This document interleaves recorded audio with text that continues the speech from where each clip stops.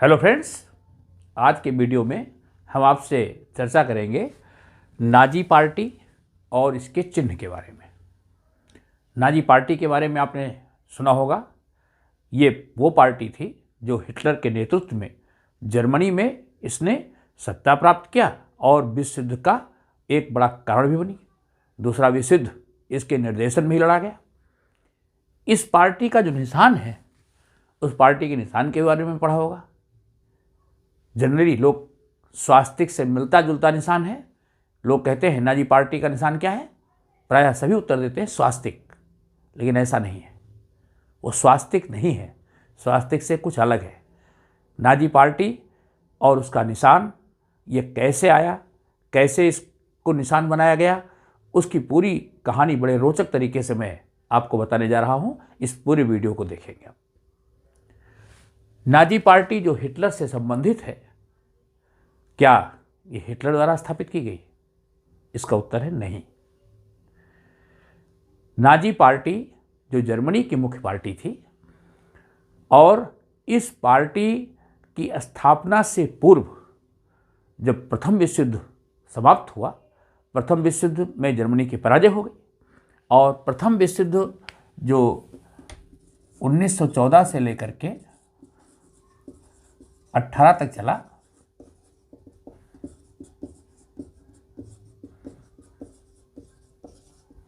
इसमें जर्मनी की हार हो गई। जर्मनी पराजित देश था और जर्मनी की जो सेना के चीफ ऑफ आर्मी स्टाफ जो जनरल थे, वो थे Anton Drexler.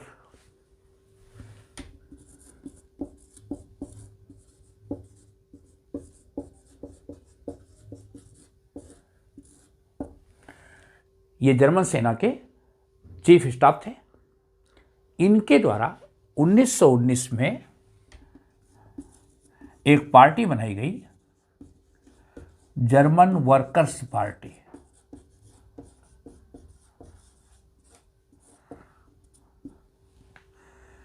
German workers party की स्थापना इन्हीं एंटोन ड्रेक्सलर के द्वारा की गई। प्रथम विश्व युद्ध के दौरान हिटलर जर्मनी की सेना में एक सैनिक के रूप में वो युद्ध कर रहा था और बहुत घायल हो गया था। युद्ध से पहले ही वो हॉस्पिटलाइज्ड हो गया था और युद्ध में उसकी बहादुरी के लिए उसको आयरन क्रॉस से सम्मानित भी किया गया। जो उसके कमांडर, एक यहूदी कमांडर था, उसने रिकमेंड किया था। हिटलर की बहादुरी को देखते हुए उसने आयरन क्रॉस से सम्मानित करने के लिए हिटलर को रिकमेंड किया था। हिटलर को आयरन क्रॉस का सम्मान भी मिला, लेकिन जर्मनी की तो पराजय हो गई थी। तो हिटलर को बहुत पश्चाताप था, बहुत दुख था। और उसके बाद जो जर्मनी के साथ संधि की शर्तें, वारसाई संधि की थोपी गई, उसकी वजह से तो हिटलर और भी बहुत गुस्से में था। तो हिटलर ने जर्मन वर्क्स पार्टी की सदस्यता ले ली। एंटोन ड्रेक्सलर की जो पार्टी थी, जर्मन वर्क्स पार्टी, इसका वो मेंबर बन गया। और उस समय हिटलर की उम्र थी केवल 30 वर्ष। तो हिटलर 30 वर्ष की अवस्था में इसका सदस्य बन गया और सामान्य सदस्य नहीं, जो पार्टी के 7 मेन मेंबर्स थे, उसमें से हिटलर एक था। 7 सदस्यीय दल में एक प्रमुख था। आगे चल करके 1920 में इस पार्टी का नाम पड़ गया national socialist German works party. German works party थे ही, इसमें और भी सब जोड़ गया, national socialist German workers party, NSDAP, ये इसका नाम था जर्मन भाषा में।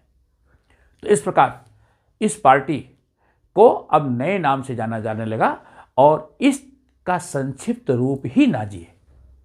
नेशनल सोशलिस्ट वर्क पार्टी का ही नाम नाजी है। तो अगर कहा जाए कि जो जर्मन वर्क्स पार्टी थी, यह party national socialist German work party की पूर्ववर्ती पैन जर्मन पार्टी थी। ये विशुद्ध जर्मन की पार्टी थी और इससे पहले की पार्टी थी और शुरू से ही ये यहूदी विरोधी नीति पर आधारित थी। जर्मन उस पार्टी जो थी उसका शुरू से एजेंडा यहूदियों का विरोध था। 1920 से इसको national socialist German works party के नाम से जाना जाने लगा। आगे चल करके हिटलर बहुत प्रभावी था। जुलाई 1921 में उसने इस पार्टी के प्रमुख का पद प्राप्त कर लिया और उसको फ्यूहरर के नाम से जाना लगा।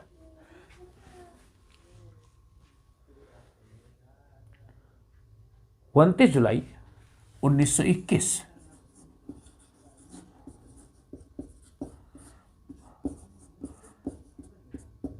29 जुलाई 1921 को हिटलर नाजी पार्टी का प्रमुख बन गया और उसको फ्यूहरर पार्टी का मुख्य नेता इस पद से जाना जाने लगा। तो ये तो हो गई नाजी पार्टी के प्रमुख पद तक पहुंचने की हिटलर की यात्रा। अब नाजी पार्टी का जो सिंबल है उसको हम स्वास्तिक के नाम से जानते हैं। तो अपना मुख्य विषय ये है कि स्वास्तिक नाजी पार्टी का चिन्ह कैसे बना, क्या ये स्वास्तिक है या कुछ और। मित्रों, जो नाजी पार्टी का निशान आपने देखा है उसको जर्मन झंडे में देखिए। एक बार जर्मन झंडा आपके सामने है, देखिए। जर्मन झंडे की पृष्ठभूमि लाल रंग की है और उस पर सफेद रंग का एक गोला है और उस सफेद रंग के गोले में एक स्वास्तिक जैसा काले रंग से बना हुआ चित्र आपको दिखाई दे रहा है। क्या वो भारत की जो स्वास्तिक की डिजाइन है उससे मिलता है? ध्यान से देखिए। भारतीय सभ्यता का जो स्वास्तिक है, जो हमारे मंगलकारी शुभ चिन्हों में माना जाता है, उसकी बनावट और इस जर्मनी के नाजीवादी झंडे की स्वास्तिक की बनावट दोनों में भिन्नता है। उसे देखिए। जो भारतीय सभ्यता से जुड़ा हुआ प्राचीन समय से चला आ रहा स्वास्तिक भारत में प्रयोग होता है, उससे इसकी डिजाइन बिल्कुल भिन्न है। भारतीय स्वास्तिक को आप देखेंगे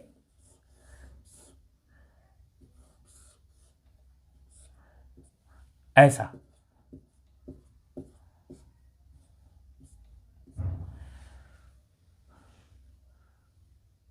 ये स्वास्तिक होता है। भारतीय सभ्यता का जो मंगलकारी शुभ चिन्ह है स्वास्तिक, उसमें भुजाएं 90 डिग्री पर मुड़ी होती है। 4 भुजाएं 90 डिग्री पर मुड़ी होती हैं।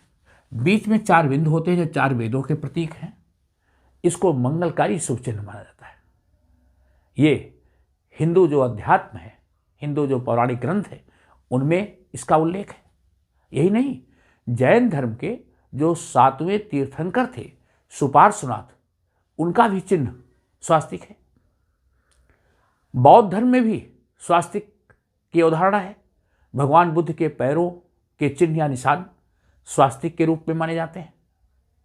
तो भारत में हिंदू धर्म, बौद्ध धर्म और जैन धर्म तीनों में स्वास्तिक को एक मंगलकारी चिन्ह के रूप में स्थान प्राप्त है। लेकिन जो जर्मनी के झंडे में स्वास्तिक है उसको आप देखिए। वो क्या भुजाएं 90 डिग्री पर मुड़ी है? नहीं, 45 डिग्री पर भुजाएं मुड़ी हुई है। देखिए आपके सामने।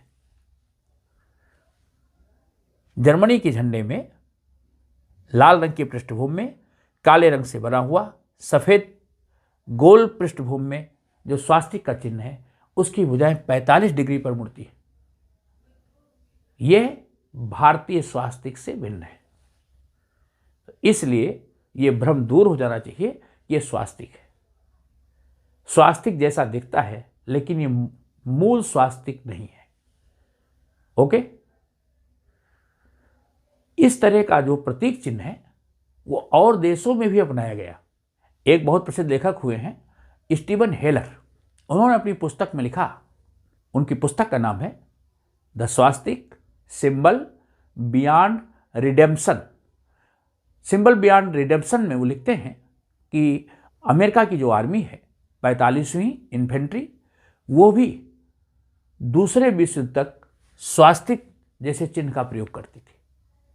यही नहीं, जो ब्रिटेन की वायुसेना थी उसने भी स्वास्तिक जैसे चिन्ह का प्रयोग किया है दूसरे विश्व युद्ध तक।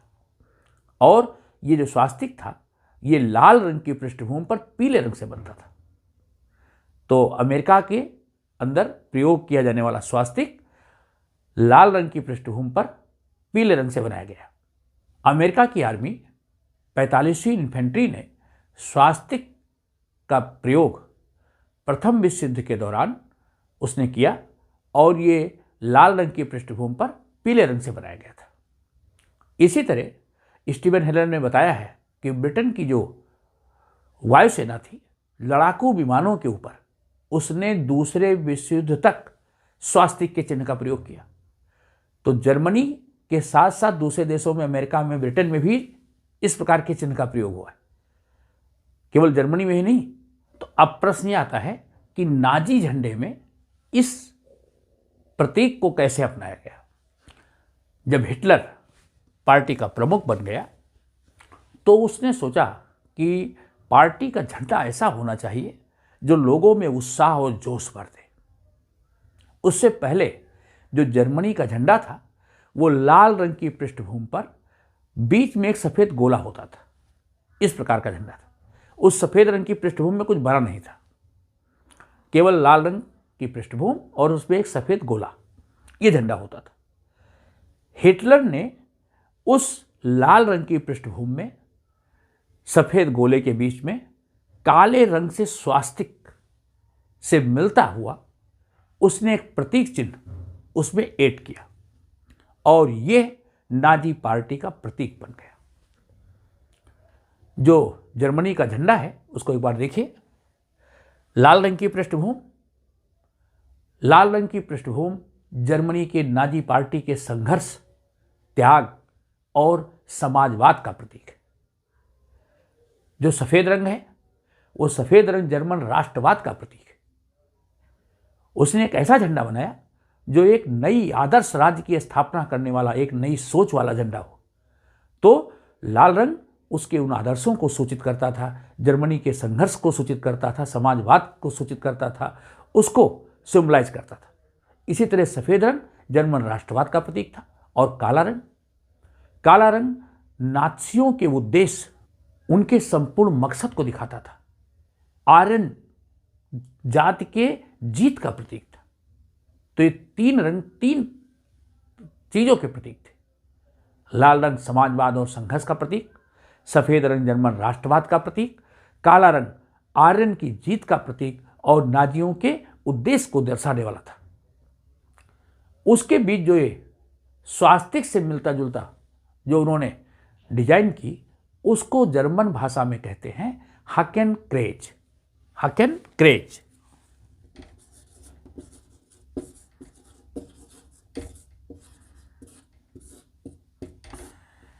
जर्मन भाषा में इसको हकेन क्रेज कहा जाता है। अब आप कहेंगे ये प्रतीक हिटलर को कहां से मिला, हिटलर ने इस प्रतीक को कहां से अपनाया। लोग स्वास्तिक तो कह देते हैं नाजी पार्टी का निशान, लेकिन ये है हकीकत में हकेन क्रेज। और इसको हिटलर ने कहां से अपनाया, इसकी कहानी सुनिए। हकेन क्रेज किस तरह से स्वास्तिक से भिन्न है, जरा देख लीजिए।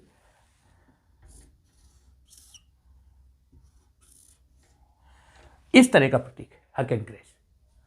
इसकी भुजाएं 45 डिग्री पर झुकी हुई है और ये किस चीज का प्रतीक है, नाजीवाद का प्रतीक है, फांसीवाद का प्रतीक है, नस्लवाद का प्रतीक है, समाजवाद के विरोध का प्रतीक है। तो हिटलर का जो ये निशान है हकेन क्रेज, इसका हिटलर ने कोई आविष्कार नहीं किया। हिटलर जब छोटा था ऑस्ट्रिया में, वो लवांग शहर में सेंट बेनेडिक्ट चर्च के द्वारा संचालित एक छोटे से स्कूल में उसने अपनी शिक्षा प्राप्त करना चालू किया। वो छोटा सा स्कूल एक प्राचीन मठ था और उस मठ की दीवारों पर पत्थर से और काठ से बहुत सुंदर सुंदर नक्काशियां थी और उन नक्काशियों के बीच ये हकेनक्रेज का चिन्ह वहां उस इमारत में बना हुआ था। हिटलर का बालमन उन चित्रों को, उन नक्काशियों को बहुत उत्सुकता से देखता था और हिटलर के अंदर का जो कलाकार था, हिटलर के अंदर का जो चित्रकार मन था, वो इस प्रतीक से प्रभावित होता रहा। तो इस प्रतीक को हिटलर ने सेंट बेनेडिक्ट चर्च के उस स्कूल की इमारत में देखा था जो लवांक शहर में थी और वो उसके बालमन पर अमिट छाप छोड़ने में सफल हो गई। तो जब हिटलर सत्ता में आया तो उसने जर्मन भाषा में हकेनक्रेज या हकेनक्यूज इसे कहा जाता है, इसको उसने अपनी पार्टी के प्रतीक के रूप में स्थान दिया। तो इस तरह ये हकेनक्रेज नाजी पार्टी का मुख्य प्रतीक बन गया। तो मित्रों, ये थी कहानी हकेनक्रेज की नाजी पार्टी के निशान बनने तक की। लोग इसको स्वास्तिक या दूसरे नामों से संबोधित करते हैं। वास्तव में ये जर्मन भाषा के शब्द हकेनक्रेज से संबोधित किया जाने वाला निशान है जो सेंट बेनेडिक्ट के उस प्राचीन मठ की चित्रकारी और उस प्राचीन मठ पर की गई नक्काशी से लिया गया। आपको वीडियो कैसा लगा? जरूर अपना फीडबैक देंगे, अपने मित्रों को भी शेयर करें, चैनल को लाइक था सब्सक्राइब करते रहें। मिलते हैं हिटलर से संबंधित इसी प्रकार के और विविध तथ्यों की एक पूरी श्रृंखला के साथ। Thank you.